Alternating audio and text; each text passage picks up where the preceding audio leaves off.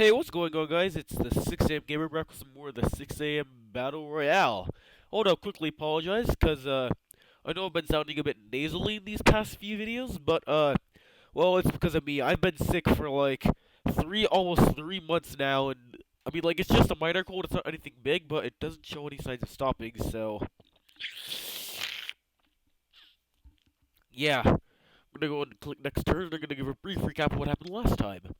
So in the last episode, main events, I believe Darius going after Assyria, and also Gajamada declared a war on the Trunk sisters, and it looks like he's actually going to try and make a pretty big push. He's sending over a lot of his military.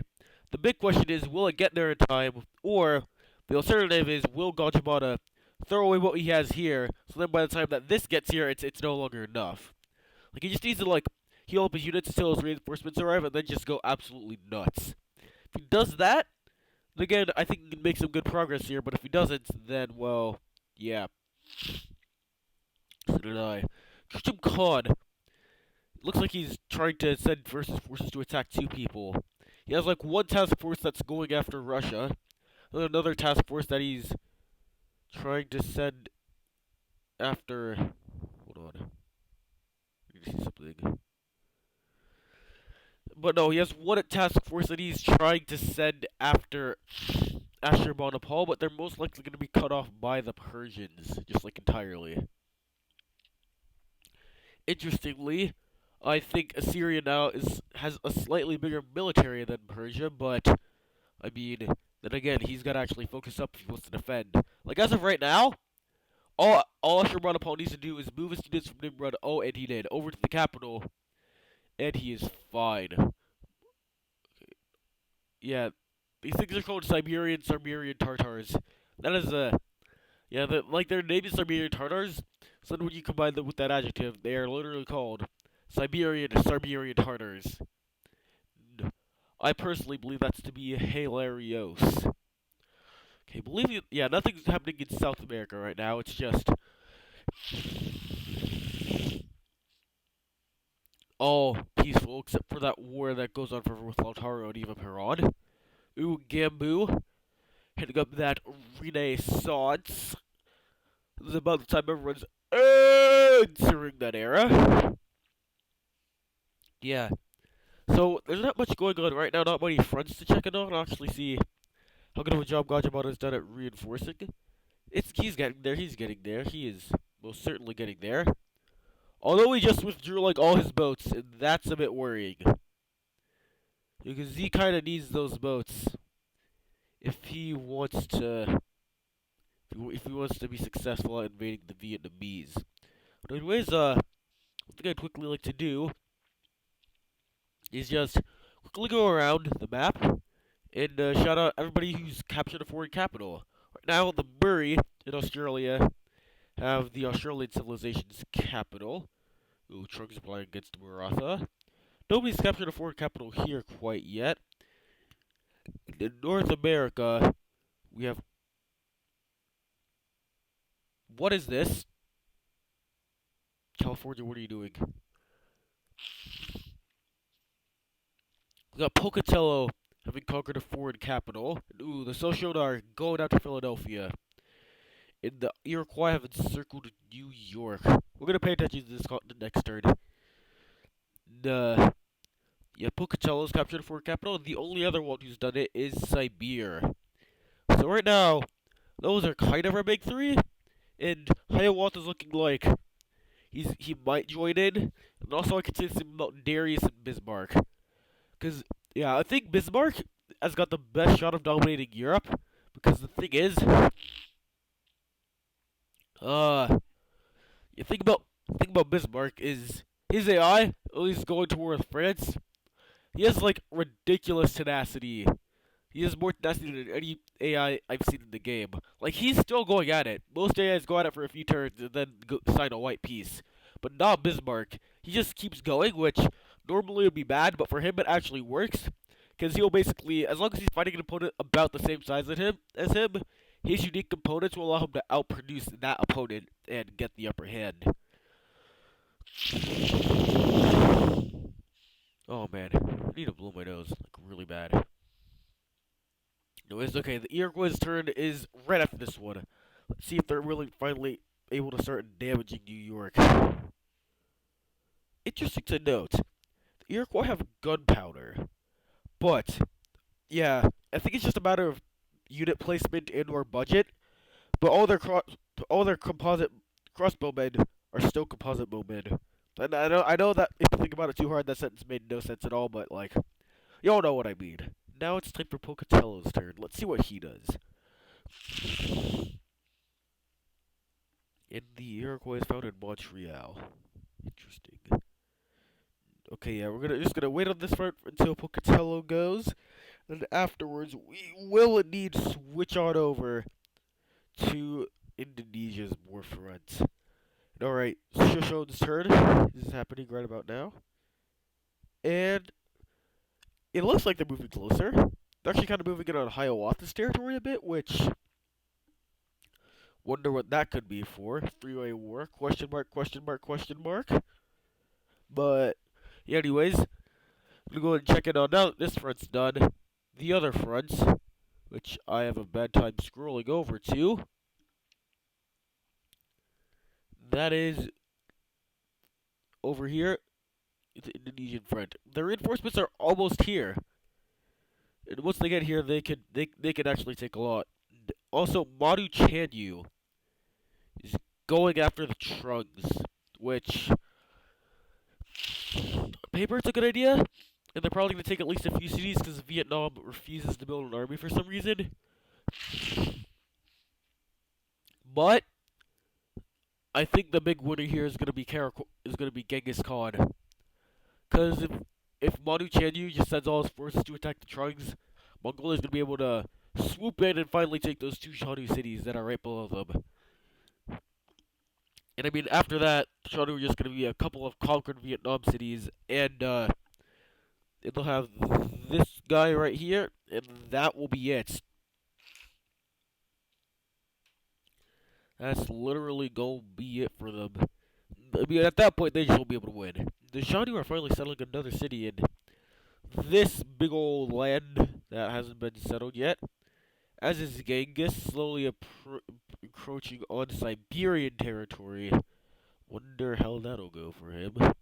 Because Kachim Khan's got quite a nice mean streak.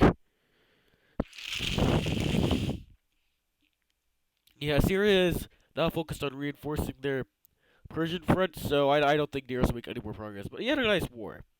Like definitely props to him. Here's these two entering the Renaissance. The Congo settling that. For some reason, I'm just gonna say. I don't really know. Just pretty removed from the rest of their empire. Napoleon slowly creeping up on that industrial era where once he hits it, then BAM! Bismarck is screwed.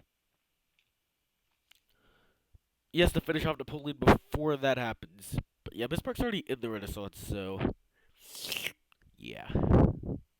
He has the tech lead for now. We're just gonna click on this front before it's too late. Scroll on over. So where it looks like, I know they didn't move at all, but it kind of looks like Pocatello's retreating now. Oh man. Okay, the Iroquois have just gone. So New York actually healed a bit. Mostly because, again, America built some units. Now they got a chance against the Iroquois. But I mean, again, if Hiawatha just keeps at it, he can reinforce his front lines really easy, and he does have somewhat of a production bonus. It's not quite the same as okay. Yeah, Pocatello is definitely trying to invade the Iroquois. Oh my god, he finally did it. Alright. You front to check it on. Let's wait. Was Nzinga the one who declared war? Because that was on. That was on her turn. Wait, no, it wasn't. I'm just dumb. Yeah, that was Shaka. Congo are the very last civ to move. Alright. Yep. The Zulu should have no problem at all taking cities. Like, look at how many melee units they have. Like, they just should not have any problems at all. Congo have nothing. the Zulu have their unique pikeman, which that boy is devastated. And if you ever gone up against Shaka anytime at all, you will know. It's a pretty strong boy.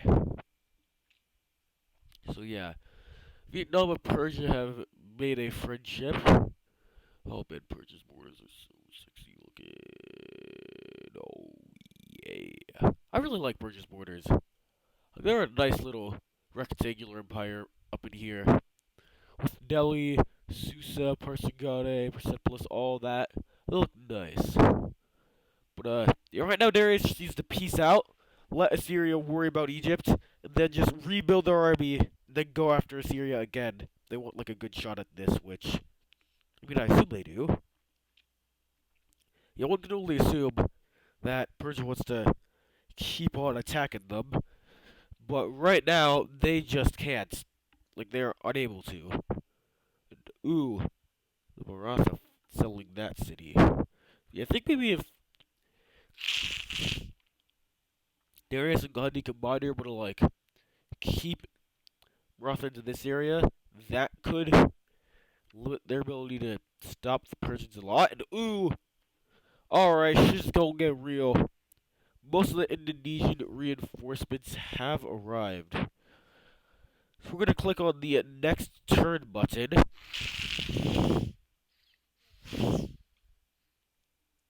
And let's just see what happens. Hope it's something good. Germany's turn is now. We're checking on that front every couple of turns, I'd say, to see if the Germans are actually making an advance. Which, I mean, it looks like they are. Like, if you check in on that front, which we will do real quick, this we'll try to do, and I'll actually click all the way over to Iceland. Germany definitely has the advantage here. And I've said this multiple times. All Mussolini needs to do is attack with this force over here, and then, like, the French are just done. Like, if Mussolini ever does that, then Bismarck wins. Napoleon loses. All that. And ooh, Sweden has astronomy. Pretty soon they might be getting their regal ship. And with that, they could end up, taking out the Danes. We haven't been up to much. The checking on this before it's too late. Iroquois are still moving in. But I actually want to watch this one more time for the Shoshone's turn. Because I'm thinking they're going to use it going after Hiawatha. Which would be interesting. Because they're going to have a hard time. But if they win, they just will not be able to be stopped. Like, they're just going to win. They'll have control over the bulk of North America. And they'll only have to worry about fighting one enemy at a time. So they can just, easily bowl over the Americans, then easily bowl over the Californians after that. It's gonna be not that hard. And America's still trying to settle cities. That's admirable. Dominican Republic no longer has places to settle. That's not admirable at all. They did this to themselves, and I hate them. Only the game version, of course. California is, I think they're still trying to settle. They let the Aztecs get a bit of Baja California, but not that much of it. And well, yeah, they are selling at least a bit of Alaska, so that's nice. That's refreshing. And now it's time to check out on Lake Gajamada front. Yahoyan will probably fall somewhat soon. Let's see how quickly Shaka is able to make an advance on Luongo. That's pretty quickly.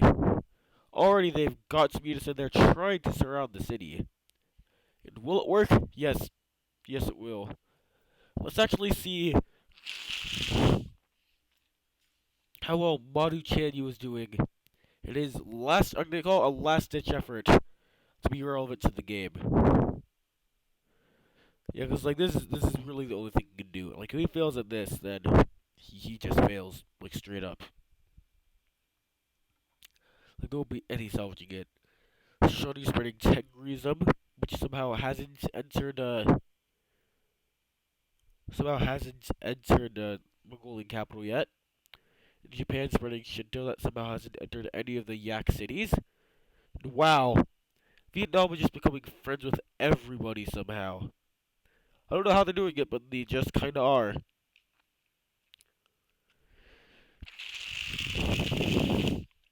That's I say that's not good for the politics of this world, just because I feel like because of Vietnam, everyone's gonna have to eventually just join big old teams.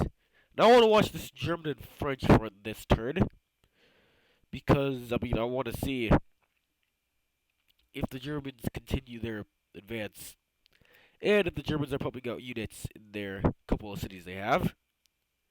Interestingly, is even if they build units in places like Munich, they're gonna have a hard time getting them up to the capital and having them reinforce their front. Yup, the Germans continued and it looks like they added a few more units, but I can't be sure, honestly. I really can't. If they really wanted to, I think they could sell another city right here, where that pikeman is. And they should do it before Germany eats up this tile. Should definitely do it. Ramsey, what are you doing? What are you doing? What in the actual heck are you doing? Italy's gonna settle Carthage. It looks like. So good on them.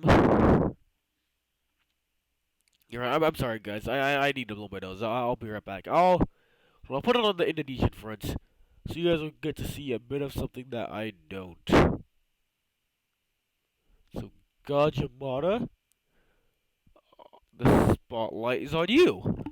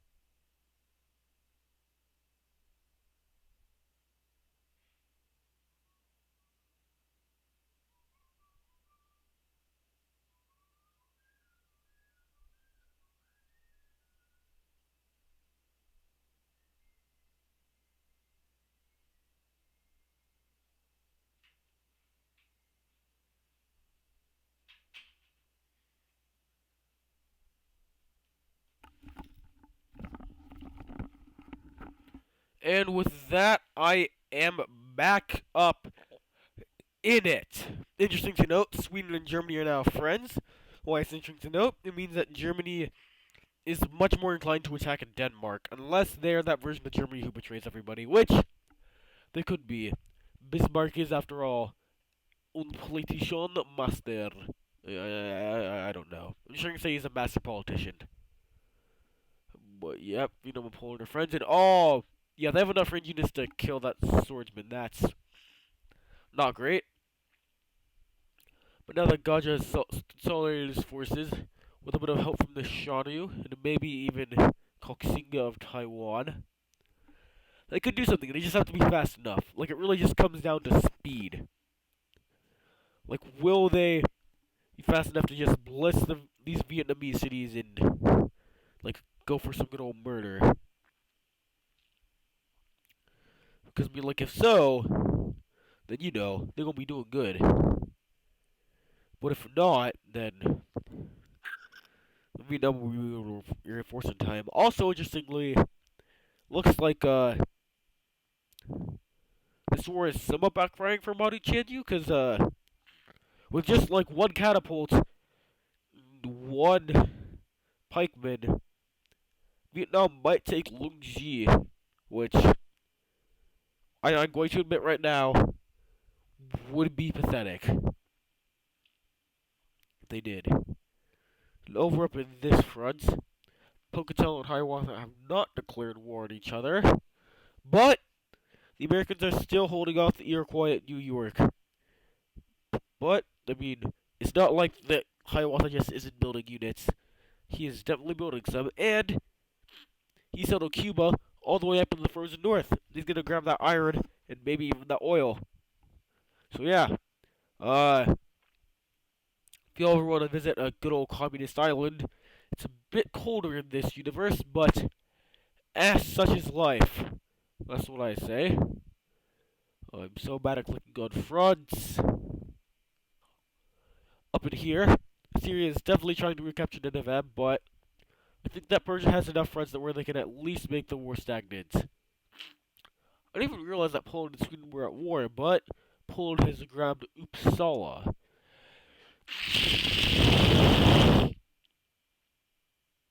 And I don't think that Swedish caravel is enough to grab it back. We'll see, though.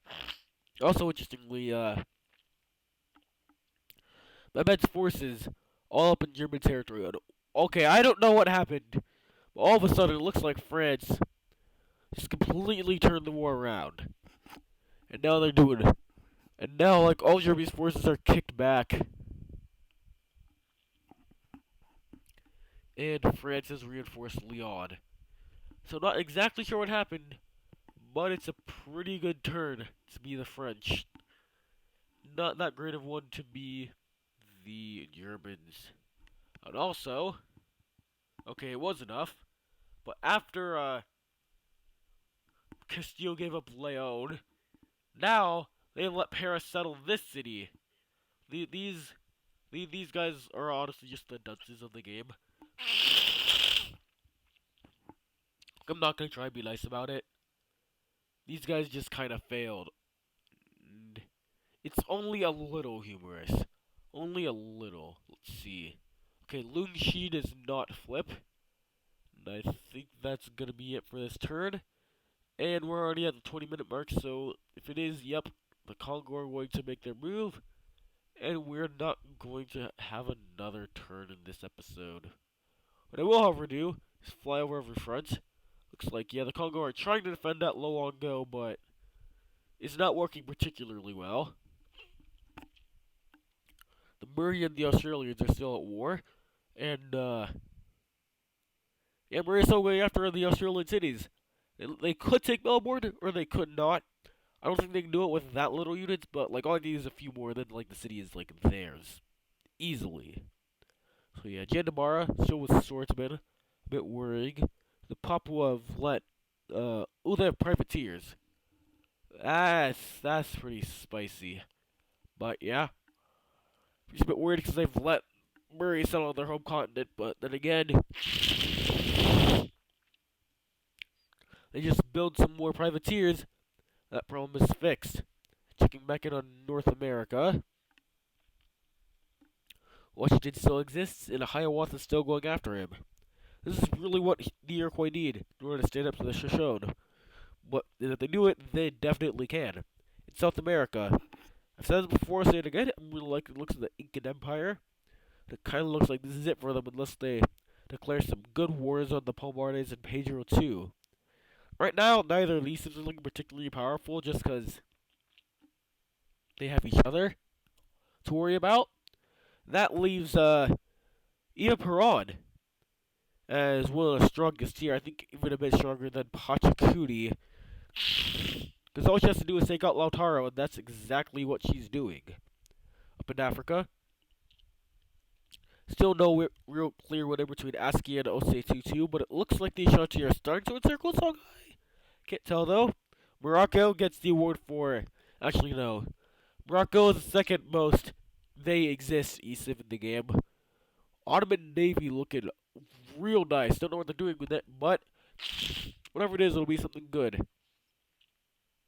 Egypt, they've been pretty warlike, which I like a lot, but, I mean, all they have to their name is this border. And it's a pretty terrible border if you ask me. Then up in the Middle East, Persia, again looking pretty nice. Same with Maratha, but they gotta get some good wars in. It looks like they're going after these Mongolian cities. Vietnam is a wide empire, but not a well-reinforced one, so again, I think Gajabana could become a power if he just is able to take a couple of cities from the Vietnamese and defend his Indonesian homeland. Yakutia doing nice, and same with Mongolia. And yeah, that's gonna be it for this episode, so Thank you guys so much for watching. I really appreciate it, and I'll see you guys in the next one.